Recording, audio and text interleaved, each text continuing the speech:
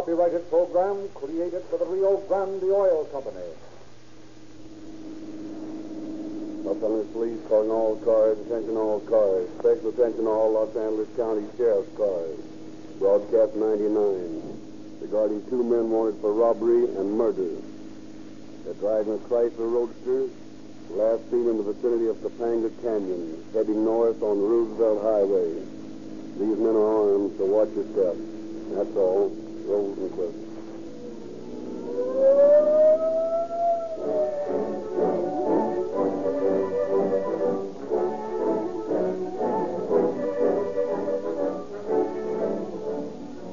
Rio Grande has thousands of free gifts ready for distribution to every boy and girl listening tonight. If you want a police pistol, a sergeant's badge, a police girl's identification ring, a fingerprint outfit, or some one of the many other free gifts, you need merely ask your Rio Grande cracked gasoline dealer. He'll show you how to get the complete junior police outfit free. For every adult listening tonight, Rio Grande has free gifts, but of a different kind.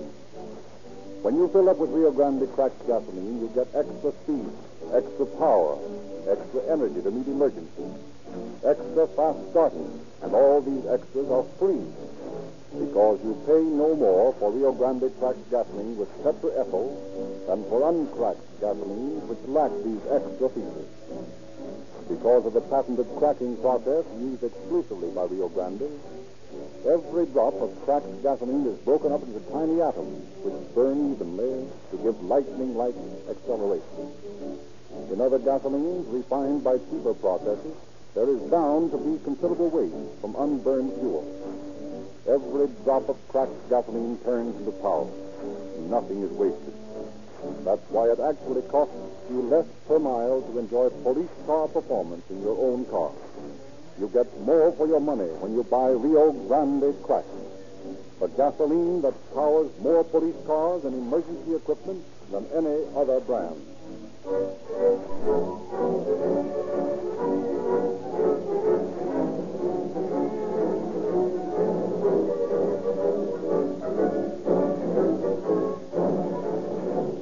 It is now our great pleasure to present Captain Arthur Jewell, Under Sheriff of Los Angeles County. Captain Jewell. Good evening. There are a lot of misconceptions regarding law enforcement officers. The public seems to persist in giving the lawbreakers the break, at least as far as sympathy goes. This sentimental point of view is wasted, for the modern law enforcement officers treat the suspect with such much consideration as you treat the man with whom you are conducting business. The day of the third degree is past. We officers are in a business. Our business is to get facts. We are trained to get these facts, and we do not have to break any head to do so. A guilty conscience is our greatest assistance. We know how to question suspects so adroitly that sooner or later they confess of their own volition. The record of Captain Bright's homicide squad of 98% solved cases during the 15 years the squad's existence should prove the efficacy of this system. Once we have amassed our facts regarding a case, we turn them over to the district attorney. From that point, our responsibility ends, accepting our appearance as witnesses. It's up to the court to pass judgment. We work just as hard to prove innocence as we do to prove guilty. For miscarriage of justice is a serious thing. So, stripped of its glamour, you have the police officer's job. And in the story you're about to hear, you will learn how effectively Captain Bright and his homicide squad accomplished that job.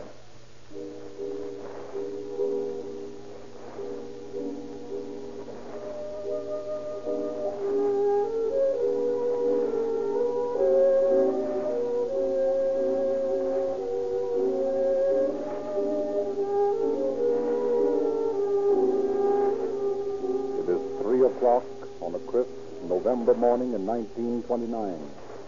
A cold, brilliant moon casts deep shadows in the depths of Topanga Canyon, throws a clear white light on the small, twisting highway leading to Malibu Beach and the Pacific Ocean. 4 men out for a day's duck hunting and anxious to reach their destination before dawn speed between the towering canyon walls. Yeah, I hope I have better luck than I had last week. Boy, I just couldn't hit a duck if it'd been tied to the end of a gun. If there's any truth in the stories they tell about this spot we're headed for, there'll be plenty of ducks for all of us. Well, I hope so. I'm getting tired of traveling all night to a duck blind and missing them all and ending up in a restaurant for my duck dinner. Hey, slow her down a minute, Ben. Let's see what this sign says. Oxnard, 41 miles. That's the place, isn't it, Jack? Yeah, just beside Oxnard. You ought to make it just about right. Hey, what's the matter with that crazy fool coming towards us? Oh, look, he's turning right in the middle of the highway. Of all the fool things to do. Now, look, he's stopped right in the middle of the road. Something's wrong with him, Ben. He's getting out of the car. Robbery! They shot my wife! They shot my wife! Hey, come on. They shot Lucille. Oh, look, for the love of heaven, somebody help me. All right, old man. Take it easy. We'll help you. Where's your wife? Yeah, in the car. They shot her. They shot me, too. I tried to stop them, but they shot her and then me. Hysterical, Jack. Get him in the back of our car, and I'll take a look at his wife. Hey, come on with me. We'll take you to Santa Monica to the hospital. They'll fix you up all right. I'm all right. It's Lucille. They shot her. One of their names was Wood. Don't forget that name, Wood. Okay, we won't. Where you hit? On my shoulder, but it's all right. His name was Wood. You won't forget. Shoulder, huh? Let me take a look. Bleeding a little. You better get him back to our car here and take it easy until we can get you the medical treatment. Yeah, be with you in a minute. All right, old man, come on. That's it. Easy now. There. Now, you sit tight, and I'll be right back. Pretty badly hurt. Better get her to a hospital as soon as we can. You drive your car, Ben. Jack and I'll take this one and the girl. All right. From the looks of things, we'd better hurry, or she'll need a coroner instead of a doctor. Arriving at Santa Monica, the two cars pull up to a stop in front of Martin's hospital, where the girl is discovered to have died en route. Without informing the wounded husband of his wife's death, attendants rush into the operating room and remove a .25 caliber slug from his left arm. A short while later, in the small hospital room, Deputy Sheriff Walter Hunter questions the young man. You're a pretty lucky young fellow. That slug missed your lung by a fraction of an inch. Yeah, I'm lucky, huh? Lucille gets shot, and I get shot, and you say I'm lucky. I'd like to ask you some questions if you feel up to it. Oh, go ahead. Nothing to help find those dirty rats. What's your full name? John D. Bolton. And your wife? Lucille Smith Bolton. Suppose you tell me all you can about what happened this morning. Well, last night I decided it'd be nice to take a drive along the ocean. Lucille seemed to like the idea, so we started out and drove up the coast a ways, and then we turned around and started back. That was early this morning? Yeah.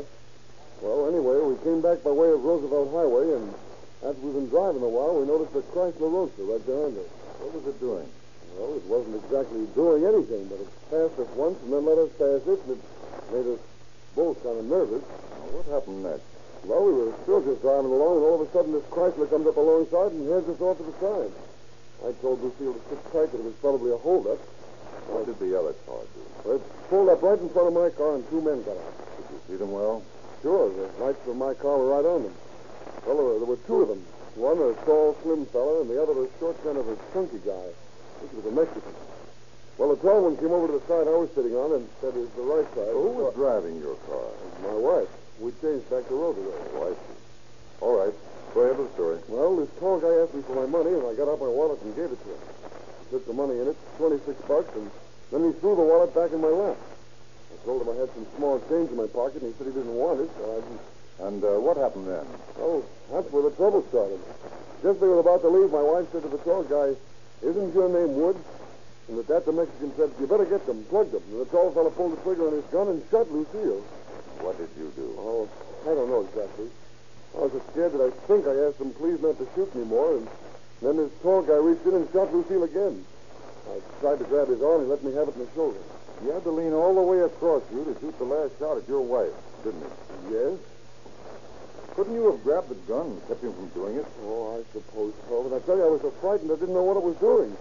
And when I did try to get his arm, he shot me. What did they Get his arm, he shot me. What did they Get his arm, he shot me. What did they Get his arm, he shot me. What did they Get his arm, he shot me. What did they Get his arm, he shot me. What did they Get his arm, he shot me. What did they Get his arm, he shot me. What did they Get his arm, he shot me. What did they Get his arm, he shot me. What did they Get his arm, he shot me. What did they Get his arm, he shot me. What did they Get his arm, he shot me. What did they Get his army shot me. What did they Get his army shot me. What did they Get his army shot me. What did they Get his army shot me. What did they Get his army shot me. What did they Get his army shot me. What did they Get his army shot me. What did they Get his army shot me. What did they Get his army shot me. What did they Get his army shot me. What did they Get his army shot me. What did they Get his army shot me. What did they Get his army shot me. What did they Get his army shot me. What did they Get his army shot me. What did they Get his army shot me. What did they do after that? Well, they ran and jumped in their car. Do after that? Well, they ran and jumped in their car. Do after that? Well, they ran and jumped in their car. Do after that? Well, they ran and jumped in their car. Do after that? Well, they ran and jumped in their car. Do after that? Well, they ran and jumped in their car. Do after that? Well, they ran and jumped in their car. Do after that? Well, they ran and jumped in their car. Do after that? Well, they ran and jumped in their car and started off towards Ventura. What did you do after they left? I pushed Lucille over to the right side of the seat and got in the driver's seat and started towards Santa Monica. You were able to drive all right? Well, yeah, it hurt a lot to steer, and I had a hard time getting the car started, but I managed to keep it on the road. 3 or 4 cars passed me, and I yelled at each one and tried to attract their attention by bringing for my lights, but when they heard me yelling, they just drove by. Just were afraid it was a stick-up.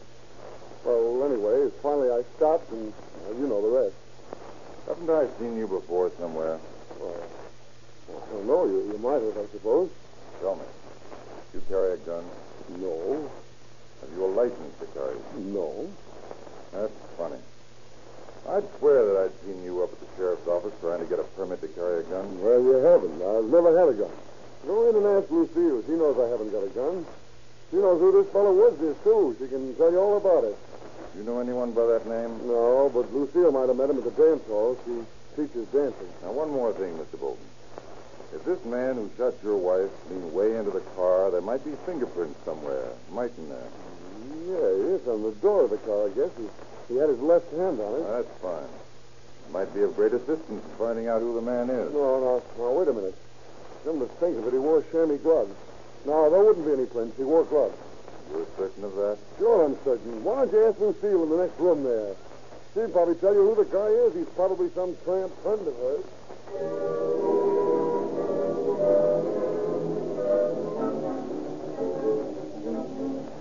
Leaving Bolton, who does not yet know his wife is dead, Deputy Hunter returns to the Santa Monica police station where he finds Captain Bright, head of the Los Angeles Sheriff's Homicide Detail, waiting for his report. Together, the men drive to the morgue where they inspect the body of the deceased Lucille Bolton. They discover that 2 bullets have penetrated her head, one on the level with her right ear and one about an inch below it. The index finger of her right hand is powder burnt, indicating that one of the bullets was fired at close range. Returning to the garage, Bright and Hunter begin a thorough search for the murder car. According to Bolton, he was sitting over here on the right side and his wife was driving. That would mean that whoever shot her the second time would have to lean all the way across Bolton to do it. The powder burns we found on her finger show that last shot was fired from a gun directly against her head. That's what it looked like to me. Funny that Bolton didn't do something about it, because he was too scared to move. I'm not so sure of that, Hunter. I want to take a look at this seat. Let's see. He was sitting there, and the shot went into his left shoulder. That's right. And she was sitting over there, under the wheel. Say, Hunter, take a look at these blood stains on the seat here. Yeah. What about them? You notice that there's only a few little drops over on the driver's side, and here, where he was supposed to be sitting, is a regular pool. Yeah. It strikes me that there should, by all rights, be a lot more blood on her side than where he was sitting. Hey, that's right. And here's something more. You see where this stain is on this side? Now, if Bolton was sitting on the right side here, and he was shot in his left shoulder, the stain should be on his left side on the seat. Check? Check. But if you'll notice, you'll see that they are right here on the edge and running down the side of the door. And the stains on the driver's side are closest to the door, too. Now, supposing we reverse the position. Bolton driving, wife sitting on the right side here. Now, someone pumps a couple of slugs into her head. The first one, she throws her hand up to her face, her right hand. The second shot is right through the index finger and into her head. The only place for any blood to go is down the right side and onto the seat and door. All right so far? It certainly looks like it. All right, Bolton. Over on that side, Gets a slug in his left shoulder. And where does the blood go? Down the left side of the seat and onto the running board. Which leaves us with only one conclusion. This is murder, all right, but not for robbery. John Bolton murdered his own wife.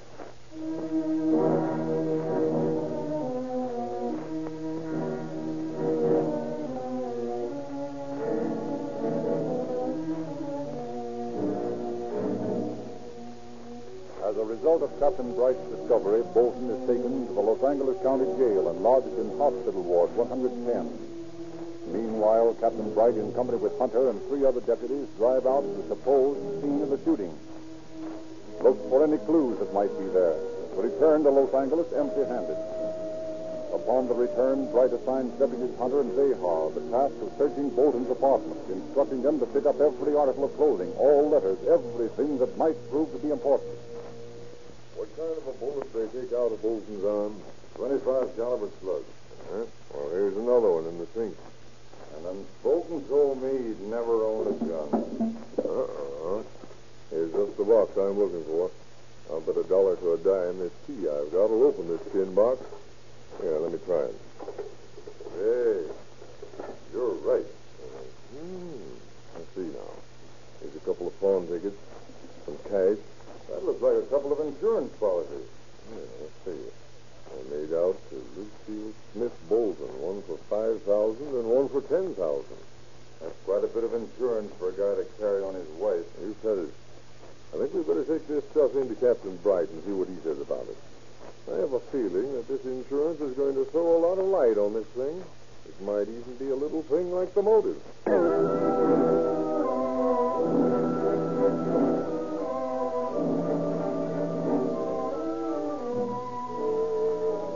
Meanwhile, the mother of the murdered girl pours out an amazing story to Captain Bright. And you never actually saw him with a gun? No, but I saw the bulge of it in his pocket. And one time he put his hand in his pocket when he was threatening me. He threatened you as well as your daughter? He certainly did. He said he was going to shoot both of us. Are you certain of those words? Absolutely. How could I ever forget them? It isn't pleasant to have someone stand in front of you and tell you he's going to kill you sometime. Of course not. I can assure you it isn't. My main object in these questions is to ascertain that John Bolton actually had a gun and threatened to use it. Well, I can swear to that, Captain. I'm certain that he shot my daughter. And I want you to see that he pays for it. No, don't worry about that. I have no doubt at all that he'll pay for it, and pay for it with his neck.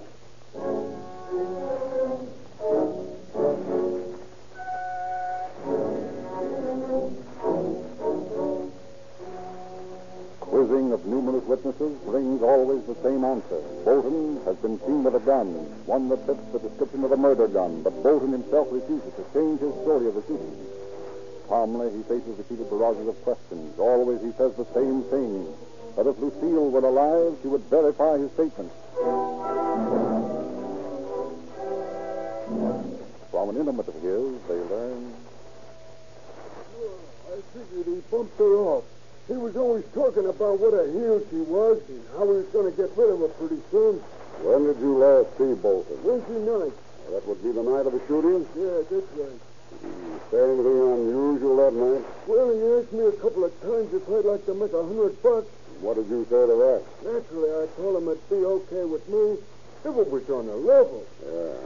Did he outline anything that you would have do for the money? Yeah. He said maybe he could give me some dough if I just drive a car down to the beach for him and leave it for a while and then go back and bring it back to town. What did he want you to do that for? I don't know. I figured he was in the liquor racket, though, and that he probably wanted me to take the dirty work. Did you say you'd do it? Not exactly. I never got around to that.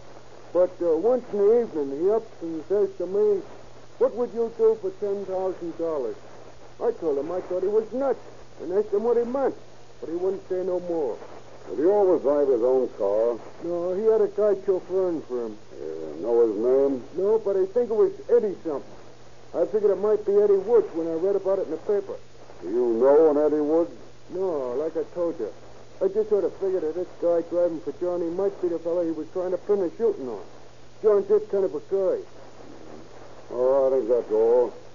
keep in touch with me. I'll let you know if I want anything more from you. Okay, Cap. And I hope you're hanged, a lousy bum.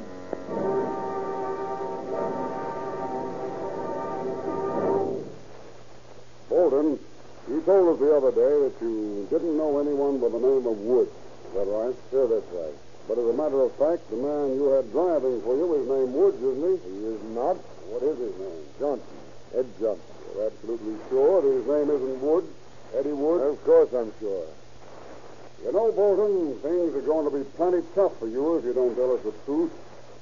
We don't have to make you tell us.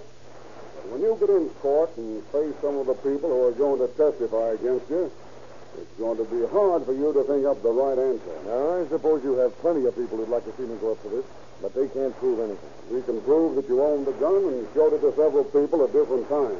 Oh, I had a gun for a while. You told me different the last time I asked you. Well, it was an old six-shooter. It wasn't a good gun. You never owned a .25 automatic? No. Never fired one? Well, I suppose I have fired one.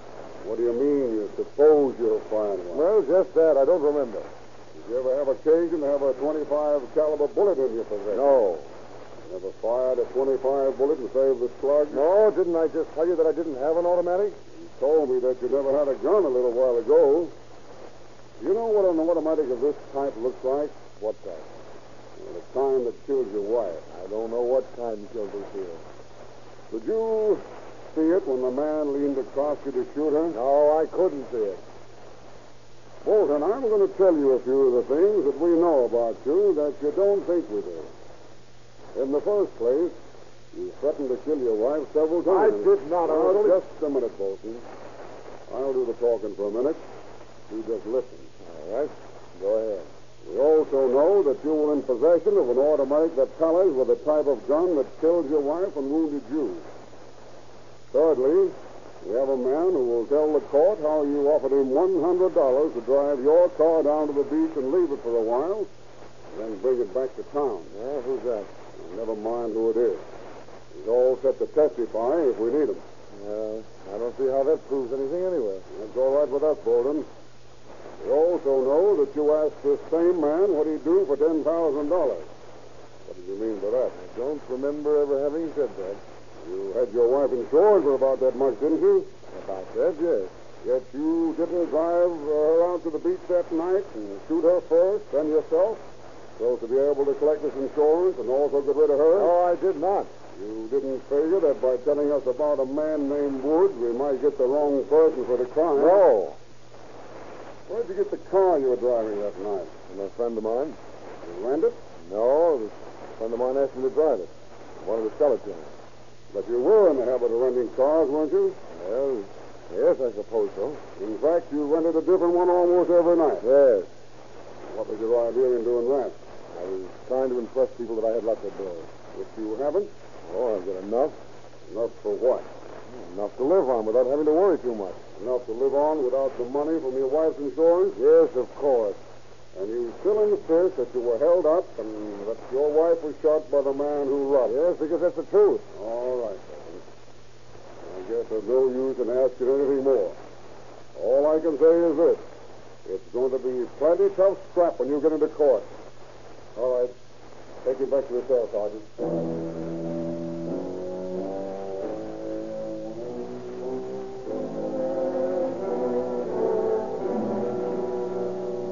Thus, John Bolton suspects, denies his guilt, and stands his ground, stubbornly refusing to change his story, steadfastly claiming that his friends are framing him.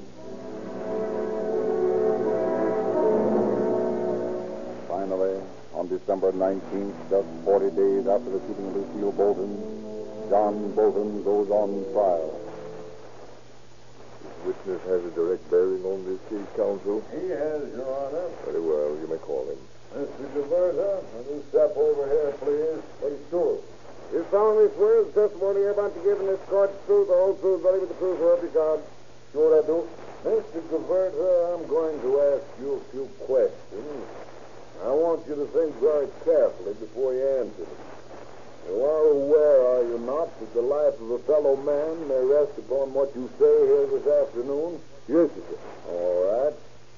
Now, do you know a man by the name of John Bolton? Sure, I know. And how long have you known him? Well, I know him about the 6 to 10 months. I see. You knew his wife, Lucille, too. Oh, yes, sir, I did, sure. Now, Mr. Gaverta, did you ever see this John Bolton with a gun? With a gun? Sure. Suppose you tell the court just what the circumstances were at that time. You mean I should tell everything, huh? Yes, everything that happened at the time when you saw the gun. Yes. Well, it's Johnny and me. Just a moment, Mr. Gaverta. Yeah. By Johnny, I presume you mean John Bolton? That's right, Johnny Bolton. Thanks. Go right ahead with your story. Well, not so long ago, you see, Johnny and Lucille, that is the lady, she's a dead tonight, right? Well, we go to a dance in the Linwood. On the way out in the car, Johnny, he was calling her every kind of a names, you know. He was telling her she was a bomb and a tramp and everything like that. And they fight all the way out. And when we get to this place, he went in, and I danced with Lucille. And while we danced, she told me she was afraid of Johnny, that he had told her he was going to fix her. Just a moment. Did she say fix her? I mean by that, were those the exact words? Well, I think she said he was going to shoot her. Johnny told his wife he was going to shoot her. I see. Now, is that all that happened at the dance? No, sir. There was a big fight, too. A fight? Well, tell us about that. Well, you see, it was like this. You see, that Johnny, he was dancing with some girl, and the big red-headed fella, he asked Lucille to dance with him, too. So she did. Well, Johnny, here's to get the match. And while he see them dancing together, he stopped, and he walked over, and he punched this red-headed guy right in the face. Just like that. Sure. Con otro diablo gato bang, just like that. See? Well, they start to fighting everyone in the place, all over the place, and all of a sudden, Johnny, he's to pull out the gun from his pocket, and look as though he's going to shoot to start everybody. See? And what did you do then? Well, now the fella and me, we grabbed him, and we threw him down on the floor, and I grabbed the gun. Then we dragged Johnny out of the outside, and we put him in the car, and we take him home. You say you took the gun from him. What did you do with it? Well, I keep it for a day, and then Johnny asked me for it, so I give it back to him, you see. But I took the bullets out of it, and I kept it. Now, what kind of a gun was it, Mr. Gaverta? Well, it was kind of a baby horse, a Colt, you know. Oh, yes. Colt, yeah. You're sure of that? Yes, a Colt, yes. 25 automatic Colt. Thanks. Mr. Gaverta, there's one more thing I want to ask you relating to the conversation you had with Lucille. Did you ever hear Bolton say anything about killing her? Sure I did. He said he couldn't sleep at the night, and that if he didn't do something about the Lucille pretty soon, he was going to go crazy. I told him he shouldn't keep a gun around because he was liable to lose his head sometime. And he told me to mind my own business. And if he wanted to shoot her, it was up to him. And for me to keep my mouth shut. I see.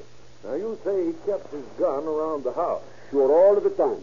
He keep it in his pocket. When he changed his pants, he changed the gun from one pair of pants to another. That was the same gun that you took away from him on the evening of the fight? Yes, sir. A Colt 25 automatic. Thank you, Mr. Gaverta. I think that's all. Cross-examine. Mr. Gaverta, are you an expert of firearms? Me? No, sir, I am not. Yet you can positively identify this gun here as the same type which you saw John Bolton carry? Sure, certainly I Now, can. doesn't it strike you that that's an awfully definite accusation you're making? I was asked if I could say what the kind of a gun it was, and I did. What's the matter, huh? Oh, very well, Mr. Gaverta. You may go. Thank you, Judge. Your Honor, my brief is complete. I have no further witnesses to call. Has the defense counsel anything more before counsel for the state begins his summary to the jury? We rest our case, Your Honor.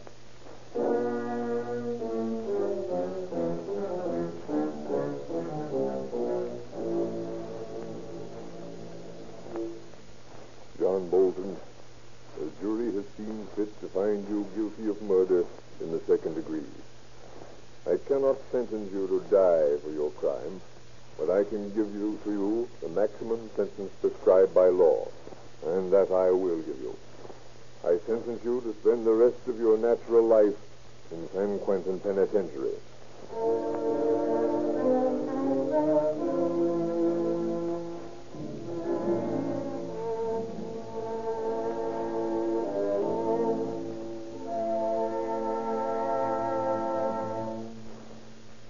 Even the homicide detail of the sheriff's office runs into someone who thought he or she could break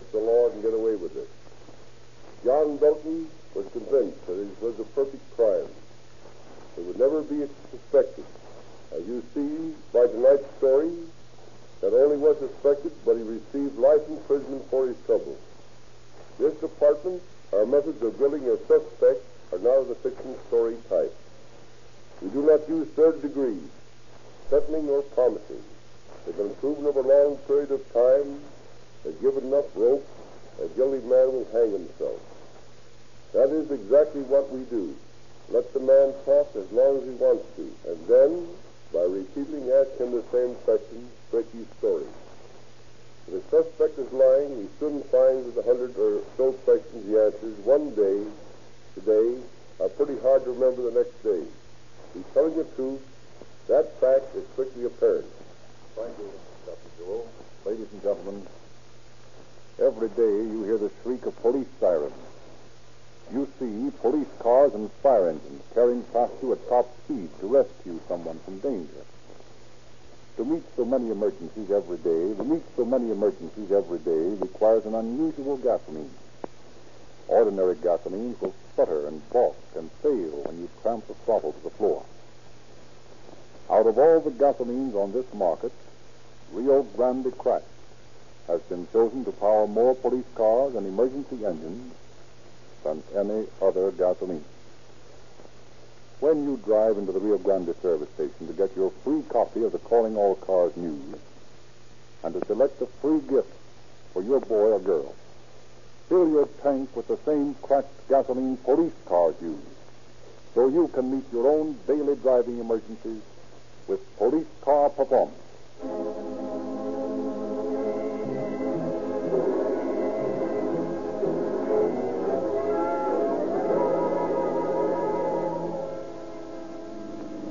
Los Angeles Police calling all cars. Attention all Los Angeles County Sheriff's cars. Cancellation broadcast 99. John Bolton, found guilty of murdering his wife, is now in San Quentin. That's all. Rosenquist.